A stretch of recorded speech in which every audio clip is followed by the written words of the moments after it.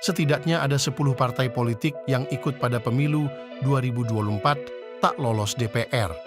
10 partai ini tidak lolos karena tak mencapai ambang batas parlemen 4% yang telah ditetapkan. Itu dilihat dari hasil survei terbaru Indikator Politik Indonesia yang dirilis pada Selasa 26 Desember 2023. Dari data survei tersebut, P3 duduk di urutan ke-8 dengan elektabilitas 2,8%.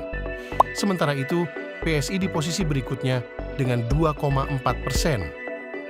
Partai-partai lainnya adalah Perindo 1,7%, Partai Umat 0,8%, Partai Hanura 0,4%, PBB 0,4%, Partai Gelora 0,3%, Partai Buruh 0,2%, Partai Garuda 0,2%, dan PKN 0,1%. Direktur Eksekutif Indikator Politik Indonesia Burhanuddin Muhtadi menyebut hanya 2 partai yang masih punya peluang lolos. Namun, 2 partai itu harus berjuang habis-habisan untuk memastikan kemenangan. Saya tidak ingin mengatakan P3 atau PSI pasti tidak lolos, tapi mereka struggling untuk bisa lolos dari lubang jarum 4% parliamentary threshold. Di luar itu agak berat. Ini ya. Masih ada 2 bulan. Dalam survei itu, ada 8 partai yang diprediksi lolos ke DPR. Peringkat pertama diduduki PDIP dengan elektabilitas 19,1%.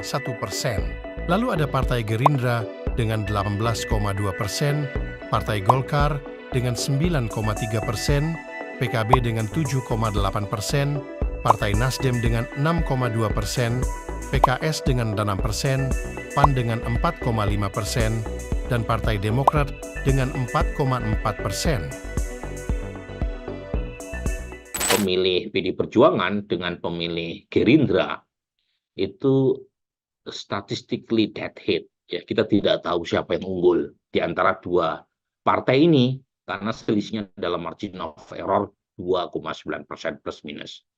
Demikian juga dengan partai-partai yang ada di bawah. Tapi secara absolut, Golkar ada di peringkat ketiga, disusul PKB, kemudian Nasdem, PKS, PAN, Demokrat. Nah, ini partai-partai yang secara umum di atas margin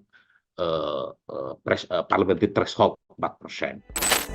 Survei ini dilaksanakan pada 23 hingga 24 Desember 2023 dengan melibatkan 1.217 orang responden.